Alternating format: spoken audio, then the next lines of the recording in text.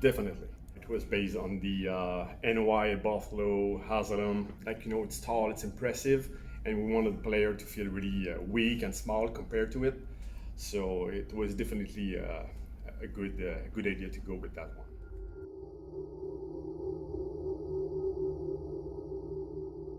I mean, it always starts as a collaboration. It's usually about 6 or 7 people from the core of the team, and people just start throwing out ideas. When you pitch something and people start groaning and laughing, when we came up with Gluskin, just like the reactions to that were so visceral in the room. It just felt like there was obviously a lot of room to run with him. Of course, you have characters like Nick and Laird who are two characters in one, holding a bow and arrow and a lantern, and that is kind of its own challenge unto itself. I remember pitching Nick and Laird in Outlast 2, and that one was another one where people were just like, yes, absolutely. But really, everything starts with the inspiration of, Phil, Chateau, JT, and Hugo, and we try to run with it as best as we can. It starts with their imagination and their words. It comes down to the character department, and their art helps inspire the animation. The sound helps inspire the animation, and the atmosphere of the game helps bring all of that into focus. So it's hard to say because everything that makes these characters what they are, even when it comes down to just me, is really a collaborative and integral, iterative process that every character has its own challenges and has its own rewards.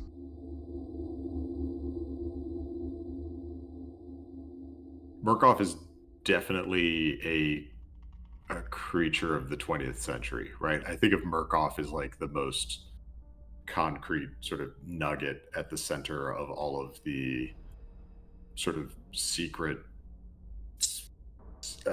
corruption. Like all of our comforts in the Western world seem to rely on a lot of fairly evil shit that we try not to look at too closely, just to kind of get through the days.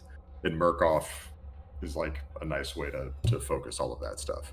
We're going to get a lot more of the earlier days of Murkoff in the trials, and we're sort of talking now about how much we're going to reveal about.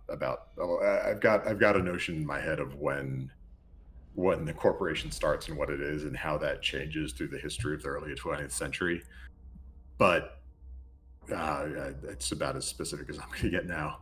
It's not GI Joe, right? Like they're not Cobra. They're a company, and Murkoff wants to make money. And like if you're going to do that in as a pharmaceutical slash military intelligence adjacent company, you're going to get up to some pretty grifty shit, right?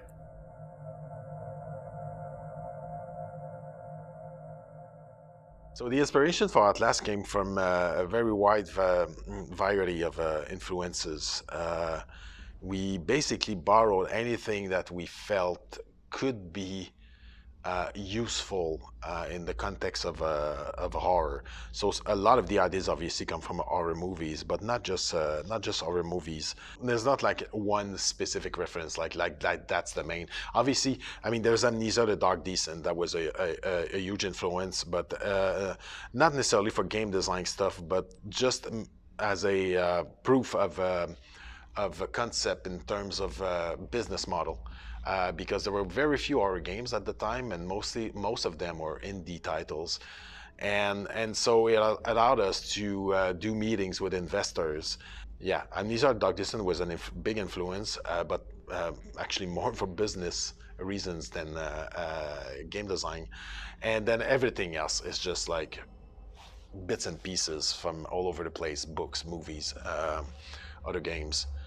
So I couldn't like point in one direction specifically. Probably my biggest influence, although to be honest, at the time I was not really realizing it, but it's Clive Barker. I read a lot of Clive Barker novels in my 20s. I kind of forgot about it, but then while we were doing Outlast 2, somebody mentioned Clive Barker, and I was like, well, yeah, now actually a lot of the things I was pushing for started making more sense, because I realized that a lot of these things were coming from the Clive Barker style, just his style of horror, very edgy and wanting to put people in bring them in very uncomfortable places. It's there's every chance I'm going to get hit by a bus tomorrow. Like I'm not sure what's coming down the line. But I've certainly got notions about it. But we'll see. All of the ideas about like what Miles' experience of the world post Outlast 1 is like all of my favorite philosophical shit. And you can get into like questions of artificial intelligence and octopus neurology and just like all of this. As soon as you're getting into sentient networked intelligence, like it becomes really hard. And I'm like not even a person who believes in sentience itself entirely. So the short answer is that you probably won't get a good answer out of it.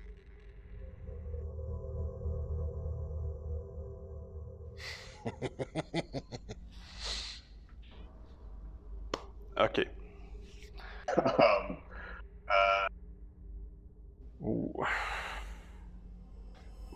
The baby, is he real? Of course, it's in the video game. Why isn't it real?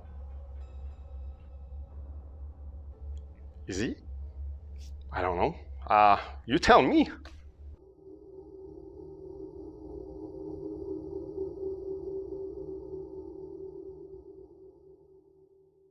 Yeah, no, I mean, I feel like the second half of that question is the best answer to that question, right? That Billy and Miles are both still alive and taking over ants is kind of like how I would explain what the Wall Rider is. It's all of us trying to imagine what the experience of a networked intelligence is, or what artificial intelligence would think. Like the whole reason I chose ants is that I think ants are a really interesting experiment in terms of like what sentience is. And there's a lot of smarter people than me who have written and thought about this, but like, the notion that ants as a group of a million are one organism that makes decisions and chooses and strategizes and does things that we consider sentient also do. I don't know. There's a lot of examples in nature. If I could express it more eloquently, I wouldn't have to put it in a video game, maybe. But AI is a weird term. But I would say that the Wall Rider is as sentient as you or I are. But I don't entirely trust your sentience or mine. I mean, the Wall Riders, it's a cloud of nanobots biologically generated out of suffering and nightmares. Right, and its inception was based in sort of old Germanic mythologies, and was then further corrupted by grossness of military intelligence and capitalism. So it can eat things, but not consume them.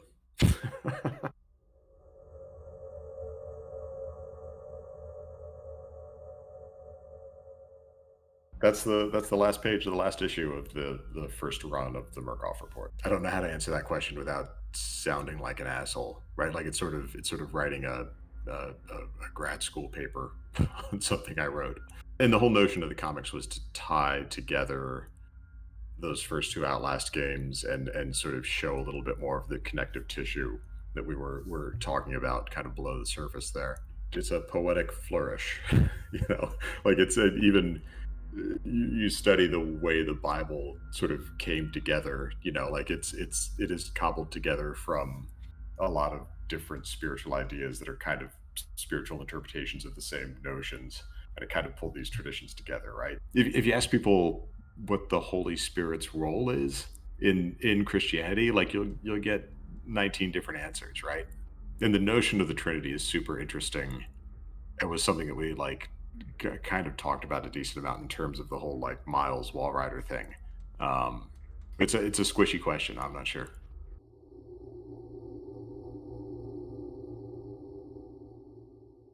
No, Eddie is not half French. Inspiration was not based on a specific character. It was more what do we need this character to do to create the sequence we want to have in the game, and then how do we build and create his personality and his traits so that it fits what he needs to be doing. I believe that you're defined by your actions. So I guess in this case we came up with the actions first, what we want that character to be doing, and then we worked his personality and profile to justify the actions we needed.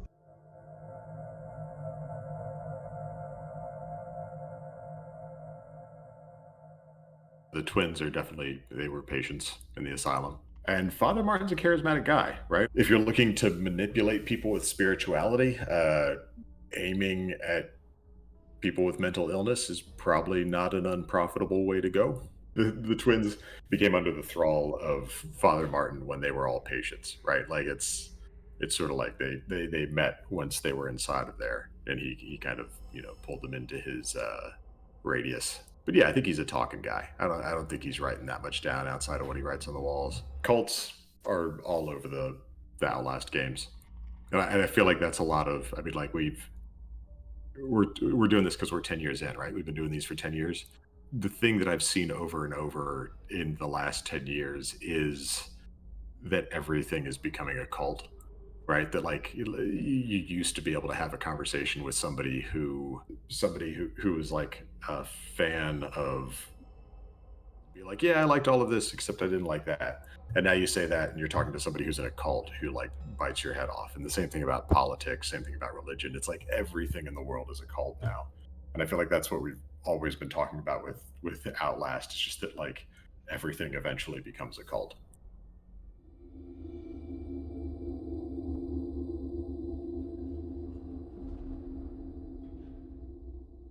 If Frank Monero wasn't crazy, first of all, crazy is not a great term to use. But I don't think he'd be a musician or a cook. I don't imagine him as especially musical. I could see him more of a God. If he was in New York in the early '80s, he would have been a performance artist. Like he would have loved that kind of physicality.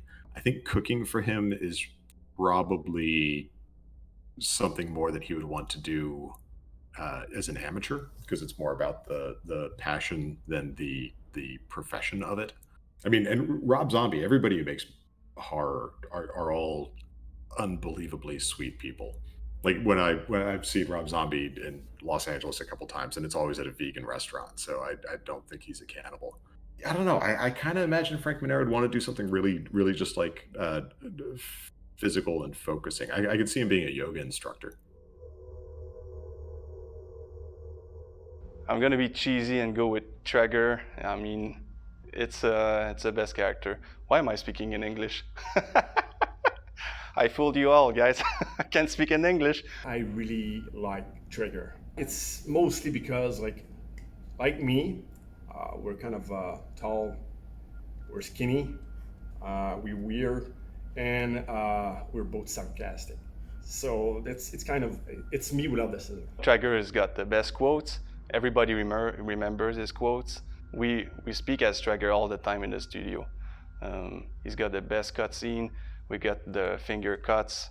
I mean, yeah. I mean, honestly, probably the characters I have the most fun writing are the Pauls from the comics. Inside the games, I mean, I've always felt very sympathetic towards Chris Walker, and I kind of like how little opportunity he has to express himself, but how much he wants to do the right thing. The characters who just have a lot of fun shit to say, like Val in the second one, or Gluskin. Like anytime you're typing, I watched my father fuck your god to death or whatever, like it's a fun day at work. Moi, je dirais que c'est le groom. J'aime le contraste de ce personnage-là. Il y a plusieurs facettes à sa personnalité, s'il y a peut-être même plusieurs personnalités, parce qu'il veut créer quelque chose, mais il est dégueulasse en même temps, puis il est propre d'un autre côté, il veut bien paraître, mais c'est pas beau ce qu'il fait. C'est un personnage qu'on voit pas très longtemps, mais qui m'a quand même marqué, je dirais. Ouais. I guess I would have to say Eddie as a character. Yeah, Eddie, but a close second is actually Blake in Outlast 2. His whole arc. was something very fascinating to create. In terms of enemy, it would be Eddie, but overall, I think the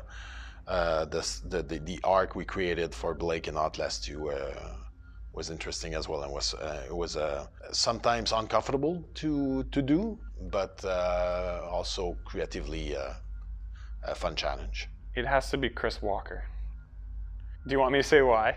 It was the first character, when I came on Outlast 1, it was one of the first characters I did a fatality for, and my mission was, growing up as a kid, the most violent game we had around was Mortal Kombat, and Sub-Zero's head rip fatality was like the most gruesome thing in the world. And when you have a character like Chris Walker, and you have an instruction from your bosses of please decapitate the player, it's just like, thank you, I get to do my dream of outdoing what I think is outdoing sort of my little gruesome, brutal benchmark, and being able to rip the player's body off of his head as Chris Walker was like, this is my favorite character. He's big, he's hulking, he's the ultimate enemy, and he rips your body off from you, so that's why he's my favorite character. He allowed me to do all these violent things and become an outlet for just kind of fun and scary stuff.